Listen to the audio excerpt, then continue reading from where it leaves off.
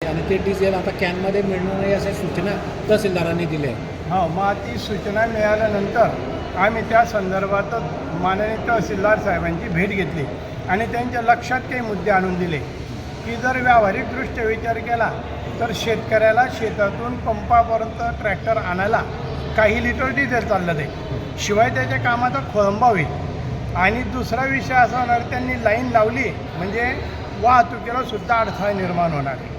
आणि जे कॅनमध्ये घेऊन जात आहे त्याच्यातलं मी तर त्यांना खात्रीने सांगितलं की एक जण दाखवून दे की हा काळा बाजार करणारा आलेला आहे. आणि जर काळा बाजार करत असेल तर ती शोधण्याची यंत्रणा त्यांची, आपली नाही. त्याच्यासाठी त्यांनी शेतकऱ्यांना वेठीस धरू नये. आणि म्हणूनच कॅनमध्ये शेतकऱ्यांना डिझेल देण्यात यावं किंवा काही पंप राखीव ठेवण्यात यावे की तिथे फक्त शेतकरी जातील. आणि दुसरा विषय असा झाला की त्यांनी सांगितलं की ह्या काही दिवसांमध्ये डिझेलचा खप वाढलेला आहे. मग त्याच्यावर आमचं चर्चेमध्ये तेच ठरलं की जरी तुम्ही म्हणताय की ह्या दिवसामध्ये नेहमीपेक्षा खप वाढलेला आहे तर एप्रिलपासून जूनपर्यंत डिझेलचा खप वाढतोच. त्याचं कारण असं आहे की सध्या शेती कामामध्ये वेगाने यांत्रिकीकरणावर भर दिला जातो आहे आणि त्या यंत्रांना चालवण्यासाठी डिझेल लागतं. आणि नेमके शेतकऱ्यांच्या कामाचे दिवस असतात, त्याच्यासाठी त्यांना हे डिझेल लागतं. तुमचं जर समजूत असेल ती गैरसमजूत आहे. ह्या दिवसामध्ये डिझेल लागतच राहतं आणि शेतकऱ्यांना जर मुबलक प्रमाणात करून दिलं तर काही प्रश्नच येत नाही कॅनमध्ये न्यायचा आणि आणायचा. सर, मंत्री महोदयांनी कालच सांगितलं की पुरेसा साठा आपल्याकडे आहे, मग दुसरीकडे असा निर्णय घेण्याची वेळ काय येते? मग आता हा विचार त्यांनी करायला पाहिजे. जर साठा पुरेसा आहे तर तुम्हीसुद्धा फिरत राहता, आम्ही फिरत राहतो. पूर्ण तालुक्यात बघा, ह्या पंपावर पेट्रोल डिझेल भेटलं तर पुढच्या 10 पंपांवर तुम्हाला काहीच भेटत नाही. मग मुबलक साठायचं असं का होतं? मग मुबलक साठाय तुम्ही जर म्हणता मुबलक साठायचा तो पुरवठा करा, शेतकऱ्यांना साठा करण्याची गरजच पडणार नाही आणि कॅन आणण्याची गरज पडणार नाही. साहेबांना आज सकाळी आम्हाला असं कळालं की प्रत्येक पंपावरती तहसीलदार साहेबांनी भेट दिली आणि शेतकऱ्यांना कॅनमध्ये डिझेल देऊ नका असं या ठिकाणी त्यांनी सांगण्यात आलं. खऱ्या अर्थाने शेतकऱ्यांची गडचिपी चाललेली आहे त्या प्रशासनाची.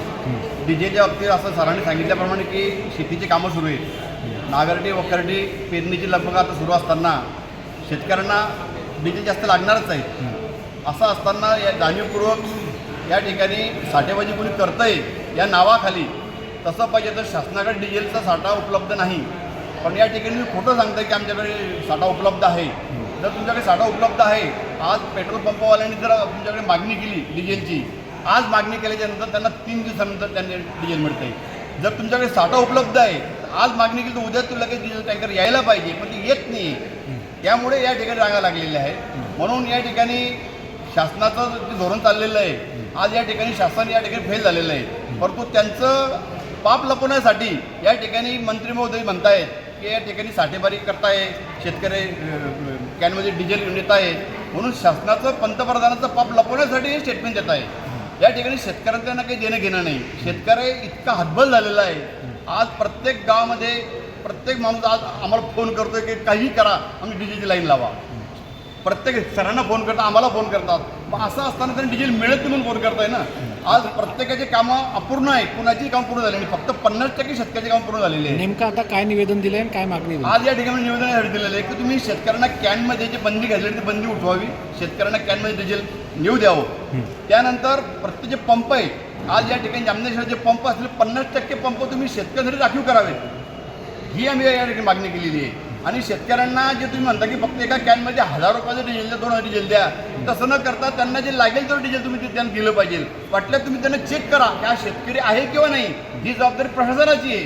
पण तसं न करता तुम्ही 1000 रुपयाचं डिझेल देतात, 2000 डिझेल देतात. आज जर दिवसभर शेतात जर ट्रॅक्टर चाललं तर कमीत कमी एका शेतकऱ्याला या ठिकाणी 50 लिटर या ठिकाणी डिझेल लागतंय. मग 2000 डिझेलमध्ये तो काय करणार आहे? म्हणून तो 2000 डिझेल घेतो, शेतात वापरतो आणि तिथे 2 माणसं या ठिकाणी लाईन लावतो. म्हणून लाईन या वाढलेली आहे. ते मुबलक डिझेल देत नाही म्हणून लाईन वाढताय. म्हणून या ठिकाणी शासन असं न करता जास्तीत जास्त पुरवठा उपलब्ध करून देण्यात यावा आणि कॅनमध्ये जी बंदी घातलेली तेवढं उठवण्यात यावी. अन्यथा या ठिकाणी राष्ट्रवादी काँग्रेस पक्षाच्या वतीने गुरुवारी या ठिकाणी शेतकऱ्याचा जनाक्रोश मोर्चा आम्ही या ठिकाणी काढणार आहोत. या जनाक्रोश मोर्चाच्या माध्यमातून शेतकऱ्याचे अनेक प्रश्न आहेत. या ठिकाणी शेतकऱ्यांना खतं मिळत नाही.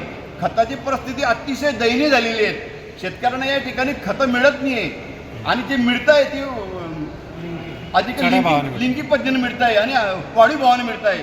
म्हणून शेतकरी इतका संकटात सापडला आहे की शेतकऱ्याला या ठिकाणी हतबल झालेला आहे. शेतकरी म्हणजे त्याकडे डोळ्यात अश्रू येत आहे अशी परिस्थिती झालेली आहे. पण शासनाला याकडे काही घेणे देणं नाही. शासन फक्त निवडणुका करायच्या.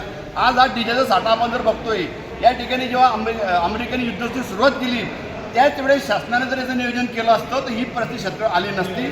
परंतु शासनाला या ठिकाणी या 5 राज्यात निवडणुका महत्त्वाच्या होत्या. म्हणून त्या ठिकाणी जाणीवपूर्वक त्यांनी निवडणुकीला महत्त्व दिलं, शेतकऱ्याला महत्त्व दिलं नाही. म्हणून हे हाल शेतकऱ्याला भोगावं लागत आहे. या ठिकाणी शासनाला मी या ठिकाणी गुरुवारी या मोर्चाच्या माध्यमातून या साहेबांना सांगितलं आम्ही, तुम्ही जर शेतकऱ्याला त्वरित डिझेल उपलब्ध करून दिलं नाही तर या ठिकाणी आम्ही तीव्र स्वरूपात आंदोलन करणार आहोत. आणि रोज डिझेलचे भाव वाढत आहे. आज जर आपण पाहिलं असेल रोज 5 ते 7 रुपये या ठिकाणी भाव वाढलेले. एक दिवसाआड त्यांचे 1 रुपये किंवा 2 रुपये भाव वाढत आहे. म्हणजे या ठिकाणी भाव वाढवायचे, जाणीवपूर्वक टंचाई करायची, हे शेतकऱ्याला लुटणं चाललेलं आहे. म्हणून गुरुवारी या ठिकाणी मोर्चाच्या माध्यमातून या ठिकाणी आम्ही शासनाला या ठिकाणी धडा शिकवणार आहोत.